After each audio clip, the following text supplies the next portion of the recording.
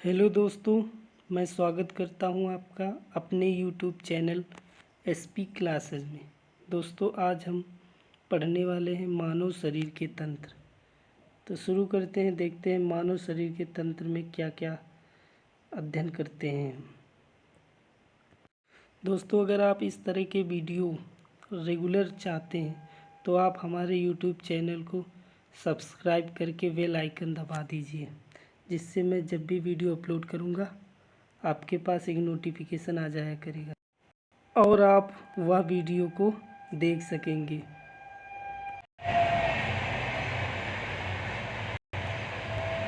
तो दोस्तों, मानव शरीर के अंग में आज हम पढ़ने वाले हैं पाचन तंत्र। पाचन तंत्र मनुष्य के पाचन तंत्र में सम्मिलित अंगों को दो मुख्य भागों में बांटा गया है। नंबर 1 आपका है आहार नाल और नंबर 2 है सहायक पाचक ग्रंथियां।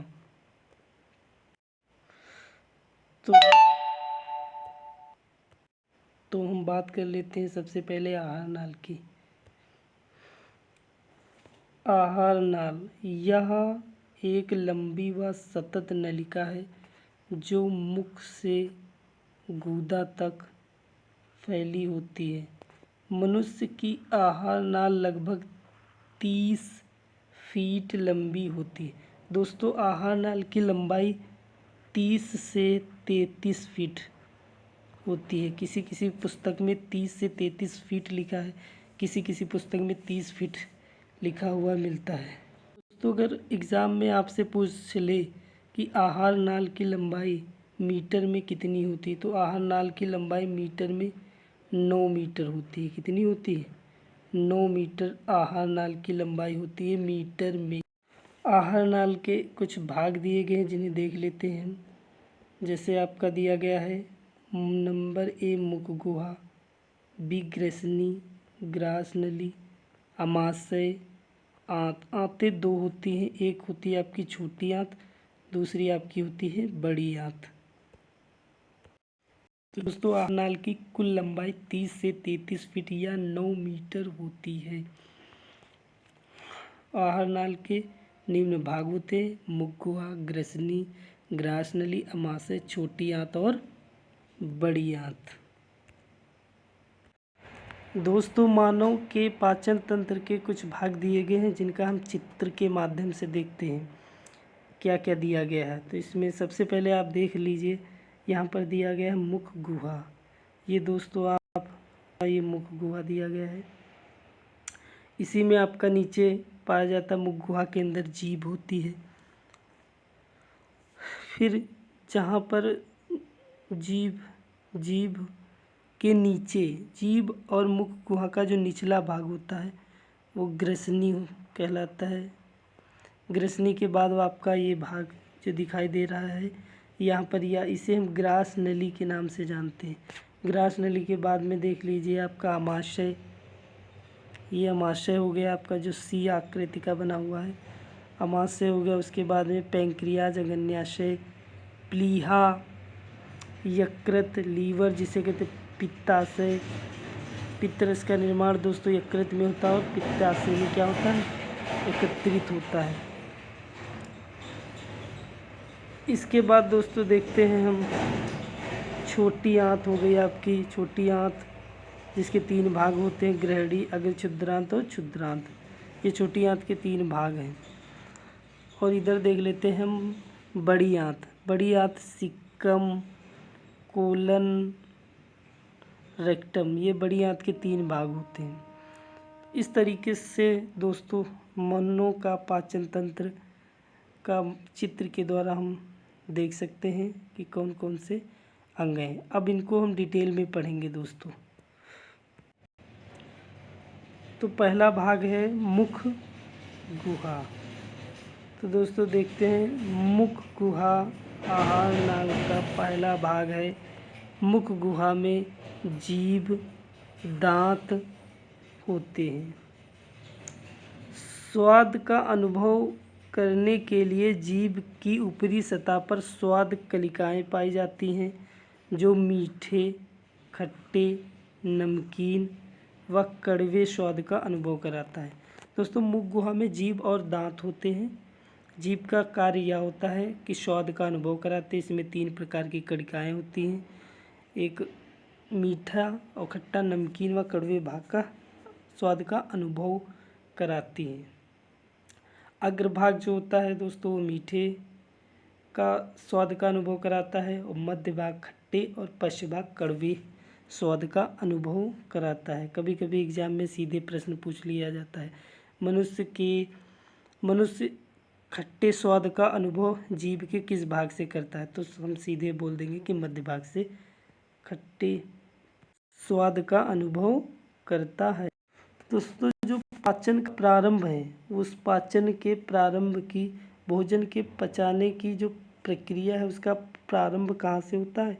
उसका प्रारंभ मुख गुहा से ही होता है। मुख गुहा में 30% स्टार्च यानी 30% स्टार्च का पाचन मुख गुहा में हो जाता है। यहाँ केवल पोषक तत्वों का अवशोषण नहीं होता। मुख गुहा में पोषक तत्व जो होते उनका क्या नहीं होता? अवशोषण नहीं। पोषक तत्वों का अवशोषण मुख गुहा में नहीं होता है, ध्यान रखेंगे। दोस्तों पाचन का प्रारंभ मुख गुहा से ही हो जाता है, जहाँ भोजन को लार की सहायता से मथा जाता है। मनुष्य में 3 जोड़ी लार ग्रंथियाँ पाई जाती हैं। दोस्तों जो स्तनधारी होते हैं उनमें 3 जोड़ी लार ग्रंथियाँ ही पाई जाती हैं। अगर हम बात करें कुछ जीव जंतुओं की, जैसे खरगोश की बात कर ले, किसकी? खरगोश। तो खरगोश की अगर दोस्तों हम बात करें तो खरगोश में 4 जोड़ी लार ग्रंथियाँ पाई जाती। खरगोश में कितनी जोड़ी पाई जाती? 4 जोड़ी लार ग्रंथियाँ खरगोश में पाई जाती हैं। अगर बात करें डॉग की, कुत्ते की और बिल्ली की, तो कुत्ते और बिल्ली में 5 जोड़ी लार ग्रंथियाँ पाई जाती। कितनी? 5 जोड़ी लार ग्रंथियाँ पाई जाती है। जबकि आपका मेढक हो गया, मेढक और व्हेल मछली आती है। मेढक और व्हेल मछली में एक भी लार ग्रंथि नहीं पाई जाती।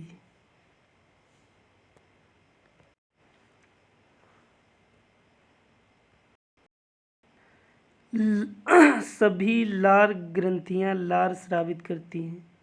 लार ग्रंथियां जो होती हैं उनसे क्या होता है? लार का स्राव होता है। लार में 99% जल तथा 1% क्या होता है? एंजाइम होता है। 99% लार में जल होता है तथा 1% एंजाइम पाया जाता है। एंजाइम 1% एंजाइम पाया जाता है लार में। 1% एंजाइम पाया जाता है लार में। लार में 2 प्रकार के पाचक एंजाइम होते हैं। एक होता है आपका टाइलिन, दूसरा होता है लाइसोजाइम। दोस्तों यह टाइलिन नामक जो एंजाइम होता है, यह मुख गुहा में 30% स्टार्च का पाचन मुख गुहा में ही कर देता है। टाइलिन एक प्रकार का पाचक एंजाइम है। दोस्तों अगर हम लाइसोजाइम की बात करें, लाइसोजाइम एक ऐसा एंजाइम है जो भोजन में आए हुए बैक्टीरिया या कीटाणुओं का नाश करता है। Lysozyme enzyme. एग्जाम में दोस्तों प्रश्न पूछा जाता है कि वह कौन सा एंजाइम है जो लार में पाया जाता है और भोजन में आए हुए कीटाणुओं का नाश करता है? तो लाइसोजाइम है, लाइसोजाइम एंजाइम है। दोस्तों जो गाय होती है, गाय के मूत्र में लाइसोजाइम एंजाइम की मात्रा पाई जाती है, इसीलिए गौमूत्र का छिड़काव किया जाता है। मनुष्य के मुख में प्रतिदिन 1 से 1.5 लीटर लार का स्राव होता है। प्रतिदिन 1 से 1.5 लीटर लार का स्राव होता है। दोस्तों लार जो होती है वह अम्लीय होती है। कैसी होती है? लार जो होती है वो अम्लीय होती है। और इसका जो पीएच मान है, वो होता है 6.8। लार का पीएच मान 6.8।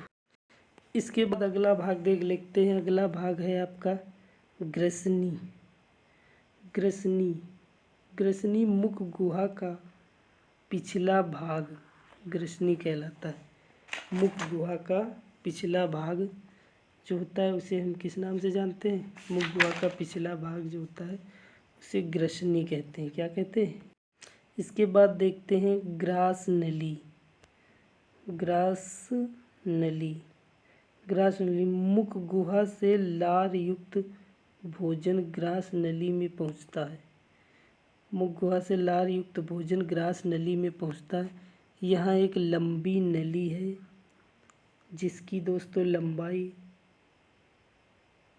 25 सेंटीमीटर होती है। कितनी होती है? 25 सेमी होती है। जो ग्रास नली है आपकी, इसकी कुल लंबाई कितनी होती है? 25 सेमी होती है। दोस्तों जब लार युक्त भोजन ग्रास नली में जाता है तो इसमें क्रमाकुंचन की गति होती है। ग्रास नली में कौन सी गति होती है? क्रमाकुंचन की गति होती है, जिसके कारण भोजन क्या होता है? नीचे की ओर खिसकता है। दोस्तों जो ग्रास नली, इसमें भोजन का कोई पाचन क्रिया नहीं होती। ना ही इसमें भोजन का पाचन होता है और ना ही भोजन का अवशोषण होता है। भोजन का अवशोषण, ना भोजन का पाचन होता है ना ही भोजन का अवशोषण होता है। दोस्तों ग्रास नली में ना ही भोजन का अवशोषण होता है और ना ही भोजन का। आगे देखते हैं दोस्तों। इसके बाद आपका आता है अमाशय।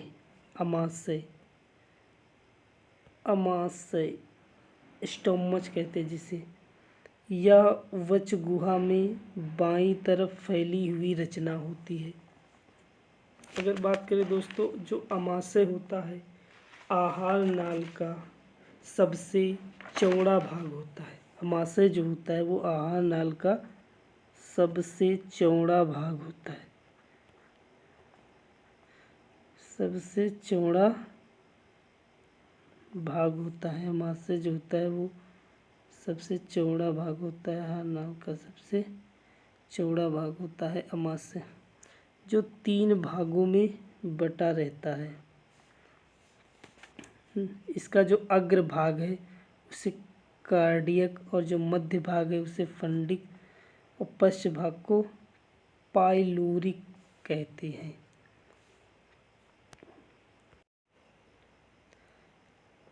अमाशय की भीतरी दीवारों पर, अमाशय की जो भीतरी दीवारें होती हैं,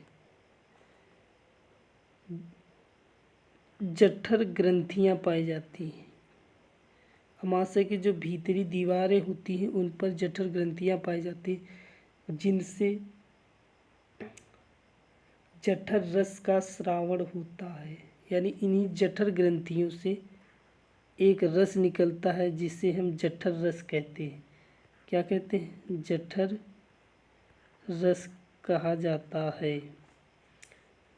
दोस्तों अमाशय में जो भोजन ग्रास नली के द्वारा आता है वह अमाशय में भोजन 3 से 4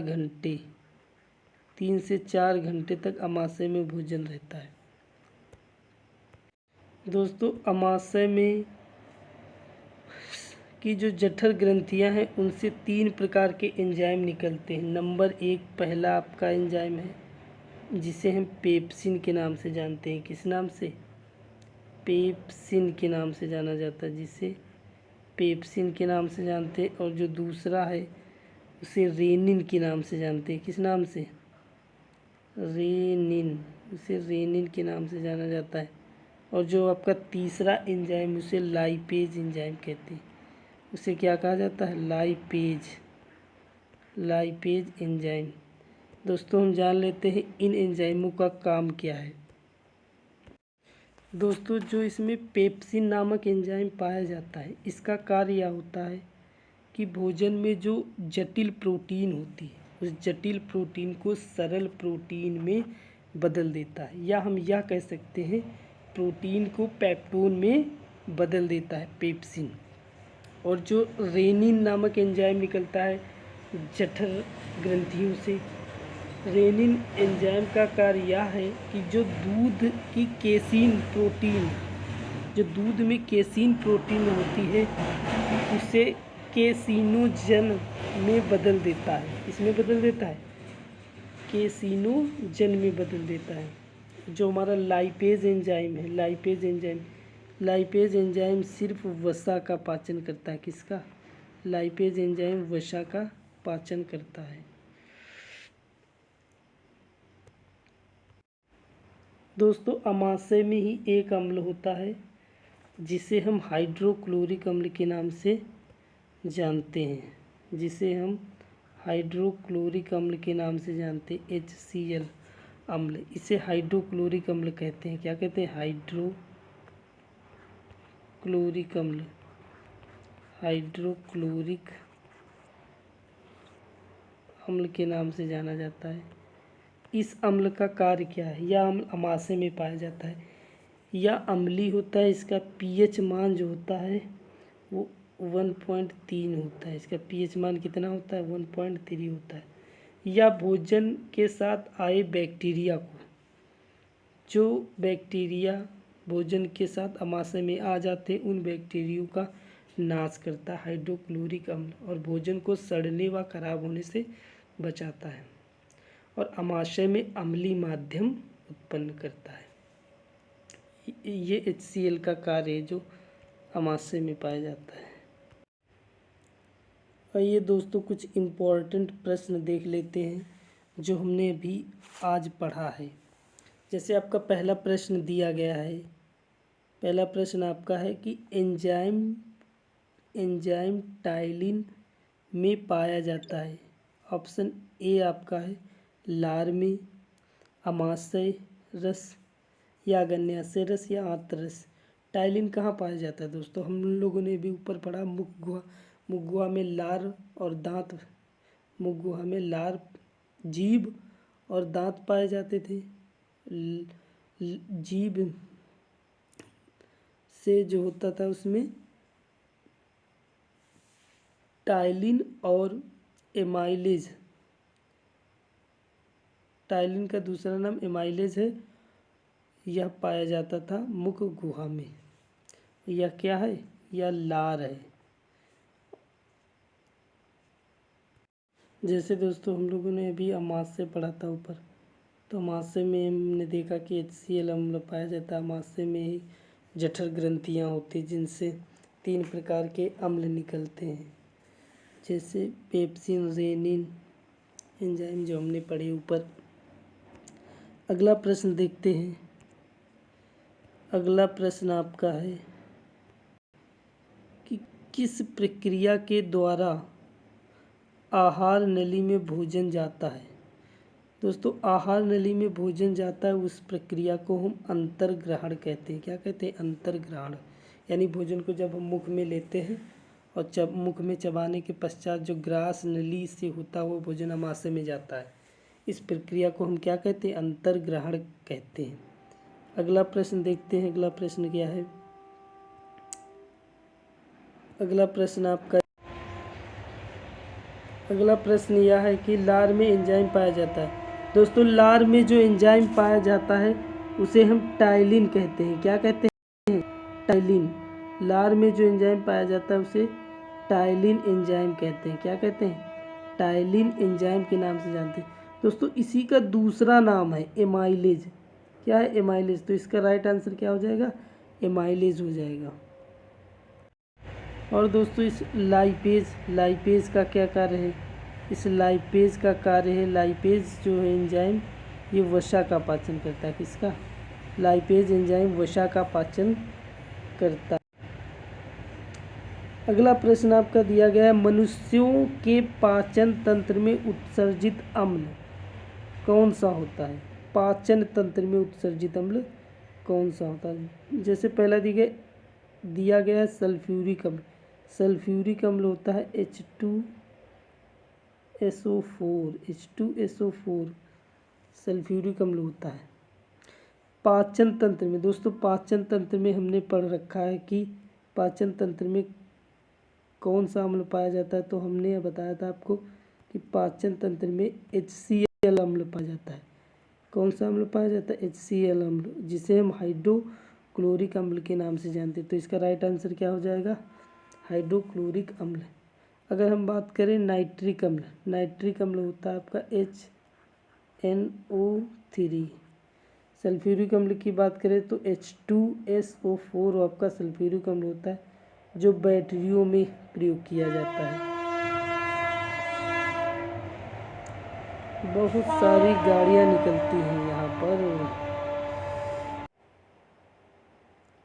लार ग्रंथियों में से एंजाइम स्रावित होता है। लार ग्रंथियों में 2 एंजाइम पाए जाते थे।